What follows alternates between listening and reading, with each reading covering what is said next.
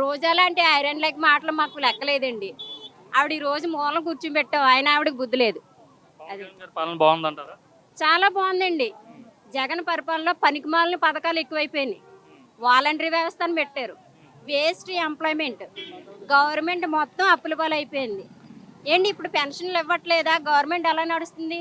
రోడ్లు వేస్తుంది అన్నీ. ఇప్పుడు గిరిజన ప్రాంతాల్లో నడవలేని స్థితిలో ఒక రోగిని తీసుకెళ్ళడానికి డోలు మీద తీసుకెళ్లే సిచ్యువేషన్. అలాంటిది ఇప్పుడు మా పవన్ కళ్యాణ్ గారు ఎంతో మంచి రోడ్లు వేసి వాళ్ళకి మంచి సౌకర్యం కల్పించారు.